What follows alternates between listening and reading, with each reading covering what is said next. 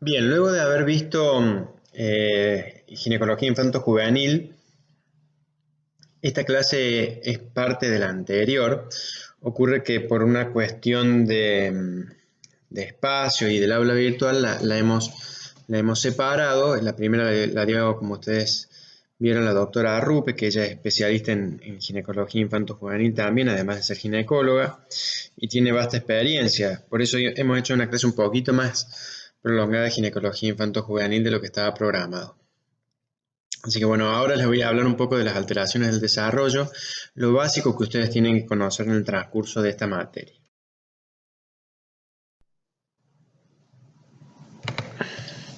Bien, en esta diapositiva podemos ver, en esta única imagen, lo que le llamamos la etapa indiferenciada.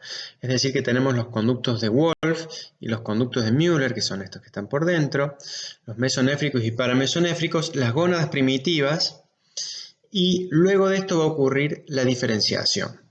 Las gónadas primitivas se encuentran a nivel abdominal en el embrión pequeño y luego van a ir ubicándose, como les dije en la clase de anatomía, a nivel de la foseta ovárica de Krause al final de la gestación. En los 9 meses se va a finalmente ubicar con las trompas hacia abajo, que estos van a ser los rudimentos de las trompas, y aquí se van a comenzar a fusionar a nivel de la línea media los conductos.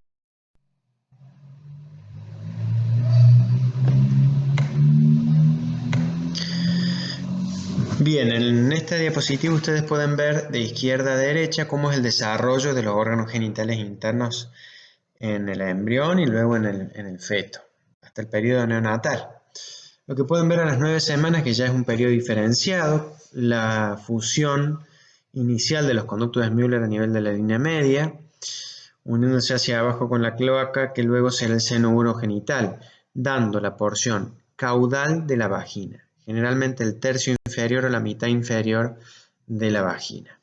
A ambos lados, en línea punteada, aquí a las 9 semanas, pueden ver los restos de los conductos de Wolff. Hacia las 12 semanas ya vamos a ver cómo se va a empezar a unir. Los conductos de Müller van a dar la cavidad ya endometrial, la vagina y luego este tabique transverso uniendo la porción que proviene de los conductos de Müller con la porción que proviene caudalmente del seno urogenital. Por eso puede haber tabiques, y lo vamos a ver después, tabiques longitudinales, que son por alteración en los conductos de Müller, que suelen ser hacia arriba, y los tabiques transversales, que pueden ser por alteración a nivel del seno urogenital. Y llegando ya al periodo neonatal, donde ustedes pueden ver de arriba hacia abajo cómo los ovarios están descendiendo ya desde el abdomen hasta la fosita ovárica de Krause, cuya ubicación va a ser aproximadamente aquí, y luego las trompas van a tomar su ubicación. Esta imagen muestra las alteraciones, la variabilidad de alteraciones de la fusión de los conductos de Müller. Es una clasificación de la Asociación Americana de Fertilidad que las ha clasificado, a pesar que hay muchísima más variabilidad, estas son las más frecuentes. Desde estas que son las tipo 7, que son producidas por una droga que se utilizó en algún momento en Estados Unidos, y a la niña intraútero tenía estas alteraciones, empezando por las hipoplasias agenesias, y acá nos figura un síndrome que ustedes probablemente lo hayan escuchado, que es el síndrome de Rokitansky, que lo veremos más adelante, que es la agenesia útero-vaginal. Aquí vemos alteraciones como por ejemplo hipoplasia o agenesia vaginal, cervical, sin cuerpo, sin trompas, fúndica, tubárica, combinada.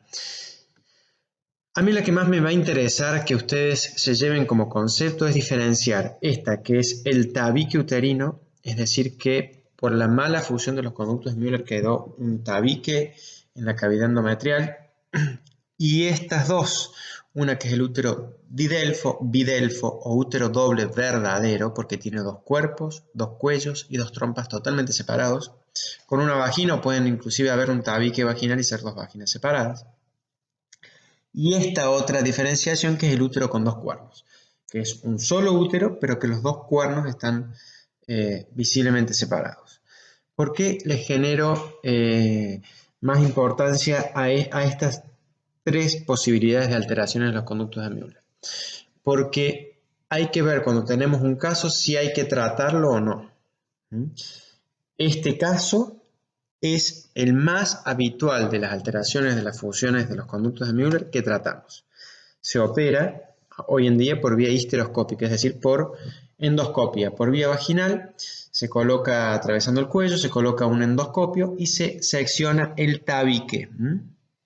Es un tabique fibroso. ¿Qué ocurre con un útero tabicado? Puede tener pérdidas gestacionales tempranas, las 12, 13, 14 semanas. El embarazo se implanta en el tabique es fibroso, no está bien vascularizado y generalmente existen pérdidas precoces. En el caso del tabique completo, como ven acá que abarca toda la cavidad, es probable que ese útero quede con un cuello incompetente. Ya lo van a ver en obstetricia, pero la incompetencia cervical o ísmico-cervical es un útero que luego de las 10-12 semanas de embarazo tiende a perderlo. Con escasas contracciones se dilata el cuello y se pierde el embarazo porque el cuello no contiene el embarazo. Se hacen puntos que ustedes capaz que hayan escuchado nombrar el cerclaje, que es un cierre del cuello uterino. Eso se lo hace cuando la mujer se embaraza. Entonces se secciona el tabique, cuando una mujer se embaraza, la mujer se embaraza luego, en el momento que se embaraza, durante el embarazo se hace el cerclaje, que se hace por vía vaginal o por vía abdominal. El útero al cuarto es un útero que tiene, como se le dice habitualmente, forma de corazón de naipe francés. No se trata. El útero bicorne no se trata. Antiguamente se trataba, se operaba, ustedes pueden encontrar en algún libro antiguo de ginecología que había cirugías para unir esos dos cuernos en una catástrofe reproductiva porque generaba rupturas uterinas muy frecuentemente en el embarazo. El útero bicorne con los dos cuernos normales puede alojar un embarazo una vez en un cuerno, otro embarazo en otro cuerno en distintos momentos. O sea que no es un problema. Ahora vamos a hablar un poquito del cuerno del útero que tiene un solo cuerno desarrollado verdaderamente, que se le dice unicornio, pero tiene dos cuernos. Un cuerno que es comunicante, por ejemplo, que inclusive puede menstruar, este pequeño cuerno, no suelen ser reproductivos. Y este cuerno es el que puede desarrollar el embarazo. O sea que esta paciente problemas reproductivos lo más probable es que no los tenga. En cambio, este cuerno nos puede dar algún problema. No sé si reproductivo, pero nos puede dar dolor menstrual. ¿Dolor menstrual cuándo?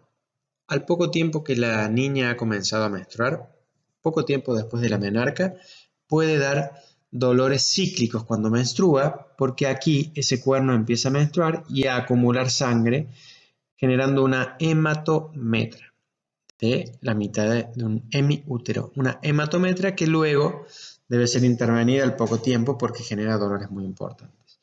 En este caso, generalmente, a pesar que son úteros de un tamaño menor y puede inclusive dar partos más tempranos o prematuros o facilitar amenazas de parto, no suele haber grandes problemas reproductivos durante el embarazo. Diagnóstico.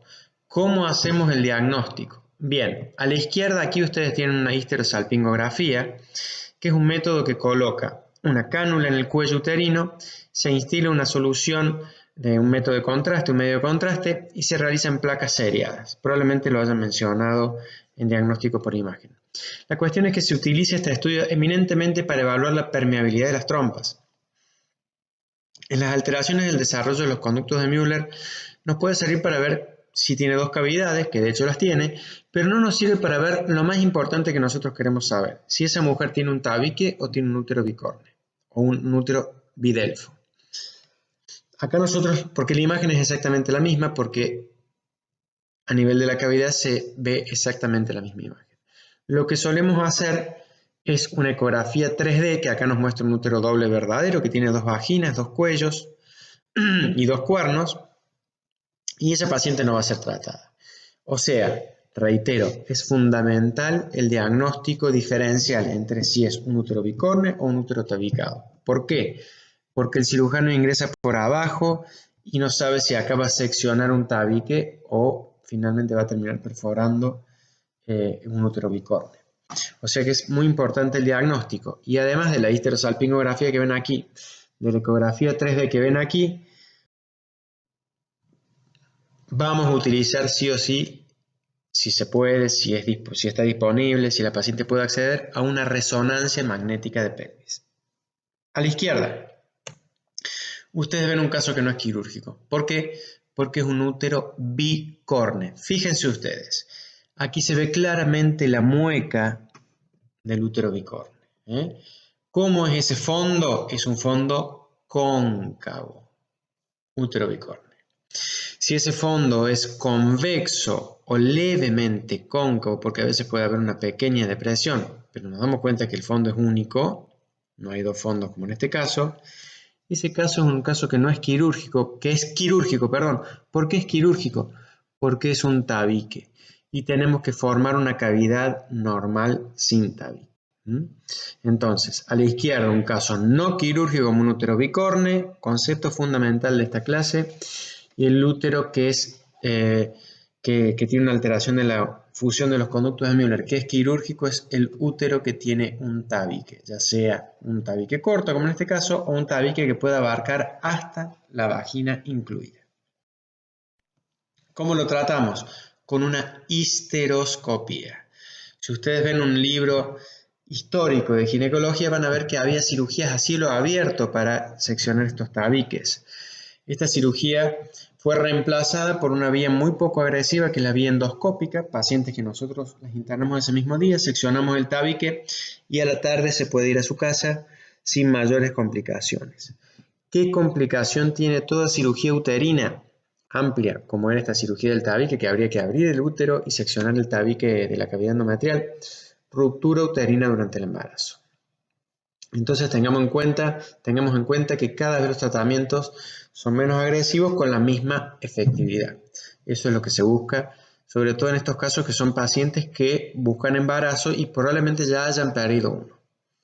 ¿Qué es lo que les tiene que quedar en claro? Que hay mujeres que se embarazan, tienen el tabique y probablemente no tengan pérdida, nunca supieron que lo tenían, probablemente no tengan pérdida, pero si nosotros encontramos en una ecografía transvaginal una paciente que tiene un tabique uterino, lo tenemos que seccionar. Y ese tabique uterino lo tuvo desde el nacimiento, no es que se genera luego. La agenesia útero-vaginal, síndrome de Rokitansky, es lo que les mencioné al principio. Es una paciente que consulta por amenorrea primaria. Caracteres sexuales secundarios totalmente desarrollados, normal. El único problema que tiene esa paciente es que no menstrua. Es la segunda causa de amenorrea primaria luego de las disgenesias gonadales que vamos a ver luego, que tienen cariotipo alterado, o sea que es la primera causa de amenorrea primaria con cariotipo normal, sacando las alteraciones hormonales. Su incidencia no es tan infrecuente, de 1 a 4 o 5.000 mujeres. Es la causa más frecuente de agenesia vaginal, porque es más común que haya un síndrome de Rokitansky que una agenesia vaginal per se. O sea que haya un útero prácticamente inexistente o un esbozo uterino muy muy pequeño y atrófico, más la agenesia vaginal, que puede tener inclusive 1 o 2 centímetros de vagina porque se desarrolla a partir del tercio inferior del seno urogenital. Como les decía, cariotipo normal y los niveles hormonales tienen que estar totalmente normales porque si no, no es solamente una agenesia uterovaginal la causa de la amenorrea primaria, sino que probablemente tengamos que descartar algún otro tipo de alteración que suele estar alterado también el cariotipo. ¿Cómo se trata la agenesia uterovaginal? Problema primordial de la paciente y por lo que consulta, menstruación. No vamos a lograr que vuelva a menstruar, ni que menstrue, porque nunca ha menstruado. Hoy en día les tengo que decir que es probable que ese paciente pueda tener hijos porque puede utilizar el útero de otra paciente, de alguna pariente, por ejemplo, lo cual aún falta legislar en la Argentina, pero hay casos que ya se han podido hacer y eso se llama subrogación uterina. ¿Por qué? Porque la paciente tiene ovarios normales. El ovario tiene un origen embriológico distinto a los conductos de Müller, como dijimos. Entonces, los ovarios son normales. Ovula, puede tener hijos. Ya veremos cómo, en otro útero, puede utilizar sus óvulos, el semen de su pareja y hacer una fertilización in vitro e introducir el embrión o los embriones en un útero subrogado. Entonces, ¿cuál va a ser el problema de esa paciente? El problema de lograr relaciones sexuales vaginales normales o lo más normales posibles. Tengamos en cuenta que la normalidad es difícil de lograr. Técnicas no quirúrgicas, la técnica de Frank, se debrida ese tabique del esbozo vaginal que queda entre la vejiga por delante y el recto por detrás. O sea, la vejiga y el recto tienen simplemente una cicatriz fibrosa entre ambos. Se debrida ese tabique que queda entre ambos y se colocan gasas con vaselina para lograr generar una neovagina. Se la deja bastante tiempo.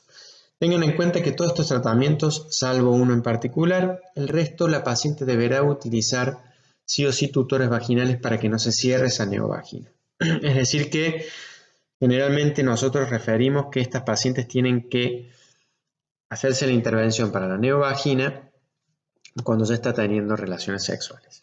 Las quirúrgicas, se hace un colgajo con piel y se hace una neovagina con piel generalmente del muslo, en la técnica de Abe McIndoe.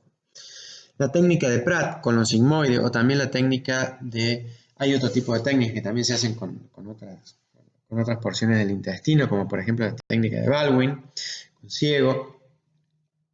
Son técnicas que andan muy bien, no hacen falta la dilatación, las que son técnicas con intestino, como les decía, es el único caso, que no necesitan la dilatación permanente por parte de la paciente. En nuestra cátedra en Córdoba hemos utilizado este colgajo en 3 casos. Es un colgajo con labios menores. Es una técnica muy confortable porque no tenemos que hacer resección intestinal como en este caso del colon sigmoide y suele tener unos resultados muy buenos con, como les decía, una cirugía menos compleja, es por vía vaginal solamente. Es decir, que se abre el espacio, al igual que en la primera técnica de Frank, y luego se colocan los colgajos en ese espacio. Pasamos ahora a hablar de las disgenesias gonadales. Las disgenesias gonadales las tenemos que mencionar en ginecología, también son pasibles de tratarse en pediatría y a nivel endocrinológico y de clínica médica, pero nosotros tenemos que mencionar algo sobre todo las más importantes y las más frecuentes. Hay 3 niveles de diferenciación sexual, el cromosómico, el gonadal y el genital.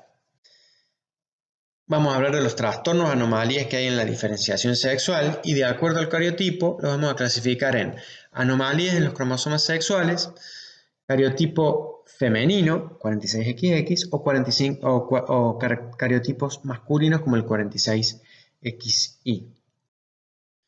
Probablemente este sea el que más se tienen que acordar ustedes porque puede ser el más frecuente, el síndrome de Turner, 45X0. Tenemos que tener en cuenta que hay mosaicismos y hay pacientes que vamos a encontrar el síndrome, este es el síndrome más florido, el que les muestro acá en este dibujo, que son pacientes con talla baja, pero podemos encontrar mosaicismos y que estos signos sean más leves o no existan alguno de ellos. En lo ginecológico vamos a encontrar cintillas ováricas, o sea, ovarios no funcionantes, atróficos. Pero como hay mosaicos, puede haber mujeres con Turner que pueden hasta ovular y pueden ser madres. Porque acá vemos un útero atrófico por la falta de secreción de estrógenos. Suele haber alguna alteración como coartación de aorta. La cara de esfinge es una cara chata, plana, con los ojos un poco separados. Y también tienen las mamas atróficas, poco desarrolladas y separadas en un tórax ancho. Es característico el cuello que se le llama pterigum colli, con pliegues en la piel, el cuello ancho con pliegues en la piel. Es posible que nosotros conozcamos pacientes que tienen pseudosíndrome de Turner, que tienen mosaicismo y que tienen una vida prácticamente normal. Síndrome de Swyer, tuvimos un caso en nuestra cátedra en Córdoba, 46X, es decir que hubo pérdida de tejido testicular durante las primeras 8 semanas, que es la etapa indiferenciada, y se desarrolló como una mujer prácticamente normal, pero con un cariotipo masculino. Van a ver ustedes acá el desarrollo normal, talla alta, el síndrome de Swyer, y van a alcanzar a ver acá una característica, tiene una cicatriz. ¿Por qué esa cicatriz? Ya les voy a contar más adelante. Les dejo la intriga. Esto, bueno, este es en la anatomía patológica. Síndrome de Klinefelter, 47XXI. Puede haber mosaicos. Talla alta, bajo coeficiente intelectual, no tienen calvicie androgénica, generalmente son lampiños, tienen pérdida de cabellos en el tórax y su vello pubiano tiene un patrón femenino. Los testículos pueden ser pequeños y atróficos y suelen tener osteoporosis, sobre todo a medida que van creciendo en edad. Pueden tener ginecomastia, desarrollo mamario, del botón mamario y de glándula mamaria. Gonadectomía, entonces se las dejé picando, como dicen en el fútbol. En determinados casos debemos extirpar esas gónadas. En síndrome de Turner que tenga como cromosoma Y en mosaicismos, tenemos que extirpar la gónada. En el síndrome de Swyer, como vieron en este caso, que tenía la cicatriz, hay que extirpar la gónada, hay que hacer una gonadectomía. Y en los mosaicos, que son 45X y 46XY, también, que son digenesias gonadales mixtas. ¿Por qué? Porque esa gónada tiene un riesgo del 30-50% de producir un tumor, el gonadoblastoma, que es un tumor maligno de ovario, el gonadoblastoma. Entonces, cuando tengamos digenesias gonadales, tener en cuenta que en algunos casos, en gran parte de ellos, se debe extirpar la gónada, se debe hacer una gonadectomía. Consideraciones finales de esta pequeña clase de alteraciones del desarrollo. Hemos hablado un poco del desarrollo normal, conocer el desarrollo normal para ver cómo pueden ser esas alteraciones. Hay alteraciones del desarrollo con cariotipo normal, como vieron, diferenciar entonces el tabique de un útero bicorne o un útero doble. Los dos últimos no se tratan, el tabique sí se trata. Salvo que haya un útero que tenga un cuerno no comunicante y de criptomenorrea, sangrado menstrual no comunicante y produzca una hematometra, por lo cual hay que operar a ese paciente y realizarle una hemihisterectomía. Y también tener en cuenta que existen los casos de cariotipos anormales. Bueno, espero que les haya sido útil esta clase. La aplicación es relativa en ginecología, pero tienen que tener estos conceptos básicos claros, además de los conceptos que se vieron en ginecología infanto-juvenil, porque en médico generalista también se puede encontrar con algunas alteraciones ginecológicas en niñas y adolescentes, que sobre todo en adolescentes tiene todo un microclima que no es solamente meramente médico, sino que también hay mucho de psicológico y de cambios que se producen en esa edad. Bueno, muchas gracias.